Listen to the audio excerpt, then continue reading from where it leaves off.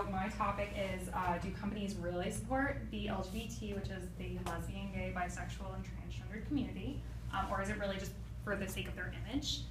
So a little bit of context before I really start. The reason why I'm so interested in this is because last year I interned at Logo TV, which is a network that's targeted, it's a component of MTV, it's targeted towards an LGBT audience.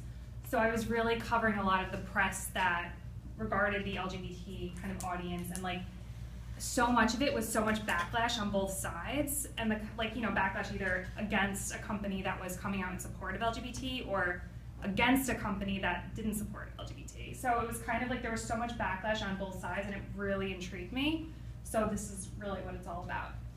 So this is the very first television advertisement that was targeted towards like a gay audience. It was in 1995, and it was the first, like I said, first on television. So prior to that, it was just in print, and really in just like gay publications like The Advocate and Out New York. So like it would, you would see in print, and print doesn't have as much as an impact on people because, only really gay people are going to be reading The Advocate or Out New York. But this was widespread. It's an IKEA commercial. So I quoted Adweek just recently did a report on this commercial because it was the first of its kind, and they interviewed the director of the commercial, who was really like, the quote, I mean, you guys can read the quote, but it was so, altering for everyone. A lot of conservatives were demanding it to be taken down. There were so many op-eds written about it in the New York Times. He says that there were bomb threats, just an incredible amount of backlash. So as you can see, obviously, 1995, really not acceptable. So it was, 20 years ago, and it really just not accepted.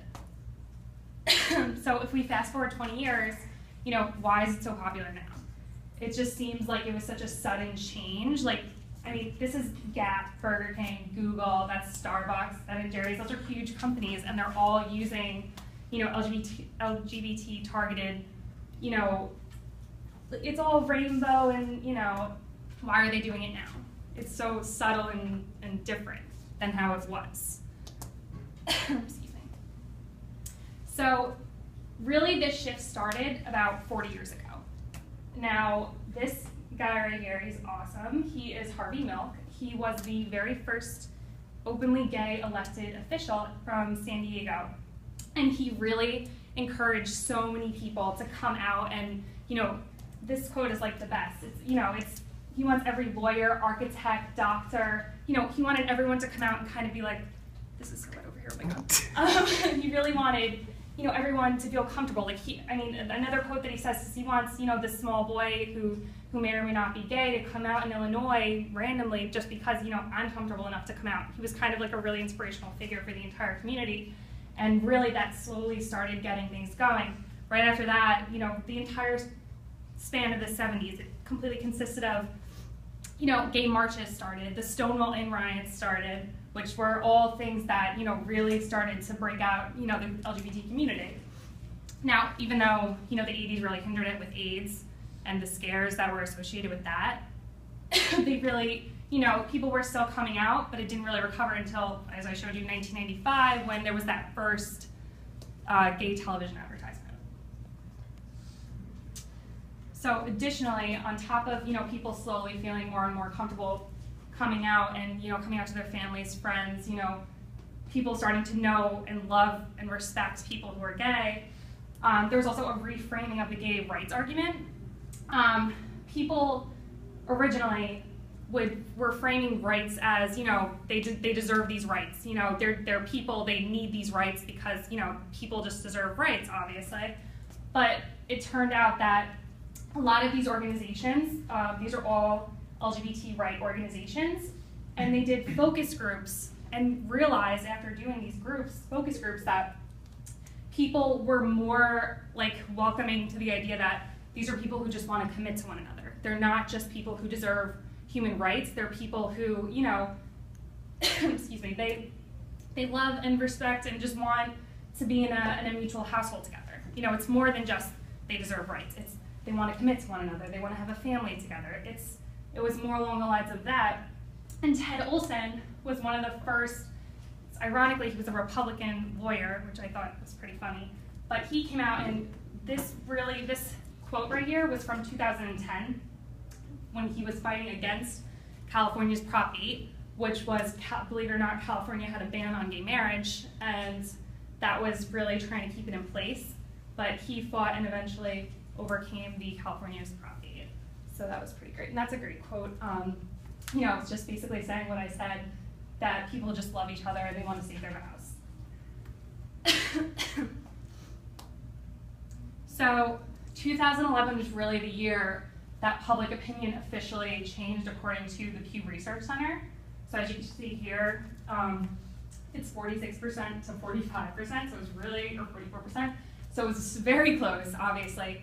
But as you can see here, it like slowly goes down and this slowly goes up. I think now it's at like 62 or high 50%. And it's slowly inclining. So people are only becoming more and more accepting of, you know, gay marriage, gay rights, and like wanting to see it out in the public and not minding it. And as you can see here, it starts from 96. So that advertisement that I showed you first was 95. So as you can see, it slowly declines.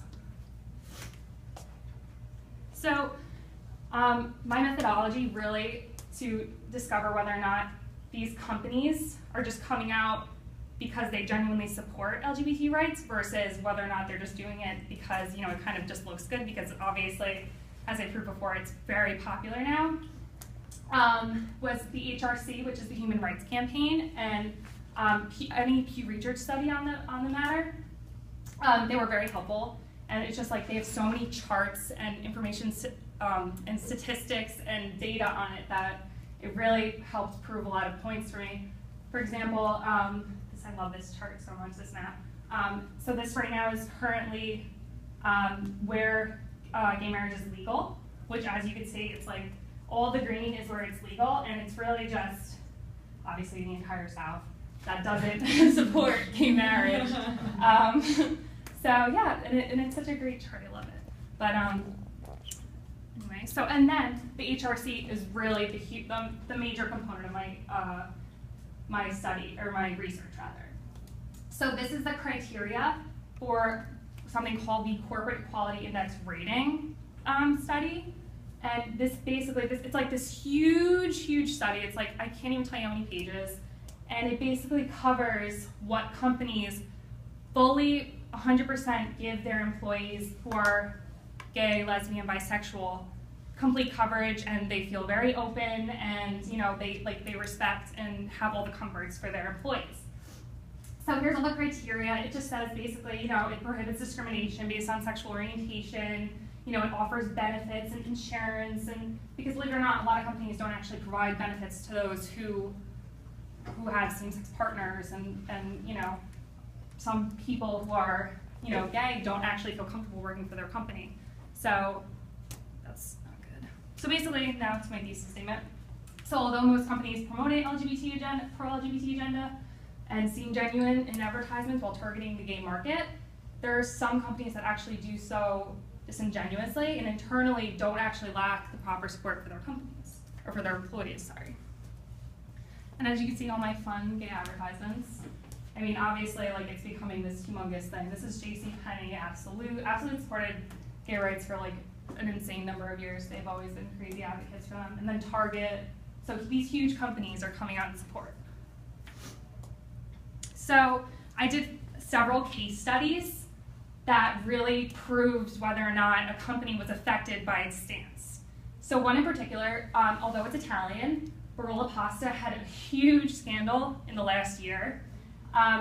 The CEO, Guido Barilla, so he came out and was like, I'm never gonna have gay people in my ads, never, we don't believe in that, we're very traditional, you know, the mother is the main person in the family, forget gays, we're never gonna have them in our commercials. If they don't wanna eat our pasta, forget it, let them have another thing of pasta. And I remember this because I just started working at Logo, and people were going crazy about it. Like, everyone was like, take Barilla off the shelves. Like, and I told my mom, I was like, take them off the shelves. Like, I grew up on Barilla, so like, it was funny and it was like insane.